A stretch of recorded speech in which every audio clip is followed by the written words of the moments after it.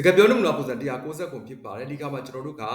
နားလည်မှုလွယ်တာဖြစ်ကောင်းဖြစ်နိုင်တယ်ဒါဟာသေချာလားဒါကိုကျွန်တော်တို့အင်္ဂလိပ်လိုဘယ်လိုပြောဆိုမလဲဆိုတာကိုလေ့လာမှာဖြစ်ပါတယ်ခင်ဗျာကျွန်တော်တို့လိုက်ပြီးတော့ကြည့်အောင်ပါနားလည်မှုလွယ်တာဖြစ်ကောင်းဖြစ်နိုင်တယ်ဒါဟာသေချာလား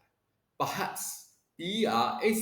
perhaps ဆိုတာ adverb ဖြစ်ပါတယ်တခုခုကမသေချာတဲ့သဘောပေါ့နော်ဖြစ်ကောင်းဖြစ်နိုင်တယ်ပေါ့နော်သေချာခြင်းမရှိတဲ့သဘောကိုသုံးတာဖြစ်ပါတယ် perhaps I misunderstood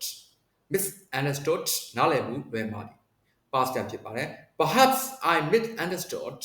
but are you quite sure မင်းသိကြလားနောက်ကကိုသုံးနေတဲ့သုံး subject နဲ့ verb လိုက်ပြီးတော့သုံးရမှာဖြစ်ပါတယ် perhaps I misunderstood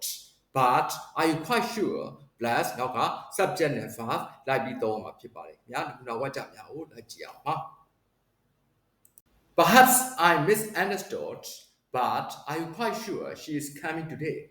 နားလည်မှုလွယ်တာဖြစ်ကောင်းဖြစ်နိုင်တယ်ဒါပေမဲ့သူမဒီနေ့လာမယ်ဆိုတာသိကြလား perhaps I misunderstood but are you quite sure he likes spicy foodနားလည်မှုလွယ်တာဖြစ်ကောင်းဖြစ်နိုင်တယ်ဒါပေမဲ့သူကအဆက်တွေကြိုက်တယ်ဆိုတာသိကြလား perhaps I misunderstood but are you quite sure they sold the houseနားလည်မှုလွယ်တာဖြစ်ကောင်းဖြစ်နိုင်တယ်ဒါပေမဲ့သူတို့အိမ်ရောင်းခဲ့တယ်ဆိုတာသိကြလားဟုတ်ပြီတော့ဆက်ကြည့်အောင်ပါ perhaps I misunderstood but are you quite sure the store is closed နားလည်မှုလွယ်တာဖြစ်ကောင်းဖြစ်တယ်ဒါပေမဲ့ store ဆိုင်ကပိတ်တယ်ဆိုတာသိကြလား perhaps I misunderstood but are you quite sure he doesn't have a car နားလည်မှုလွယ်တာဖြစ်ကောင်းဖြစ်တယ်ဒါပေမဲ့သူ့မှာကားမရှိဘူးဆိုတာသိကြလား perhaps I misunderstood but are you quite sure she speaks French နားလည်မှုလွယ်တာဖြစ်ကောင်းဖြစ်တယ်ဒါပေမဲ့သူမှာပြင်သစ်လိုပြောတတ်တယ်ဆိုတာသိကြလားဟုတ်ပြီနော်ဆက်ကြည့်အောင်ပါ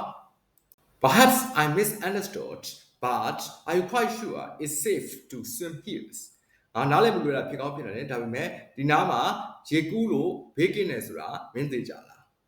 perhaps I misunderstood but are you quite sure we have a meeting now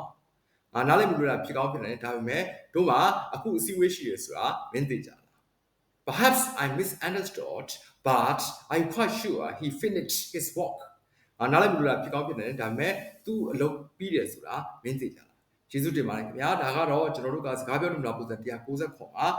နားလည်မှုလွယ်တာဖြစ်ကောင်းဖြစ်နိုင်တယ်ဒါပေမဲ့ဒါဟာသေချာလားဆိုတဲ့အသုံးကိုလေ့လာခဲ့ကြတာဖြစ်ပါတယ်ခင်ဗျာနမူနာဝါကျများကိုဖတ်ကြည့်ပြီးတော့အစားတို့ပြောဆိုသုံးဆွဲကြည့်ပါအားလုံးကျေးဇူး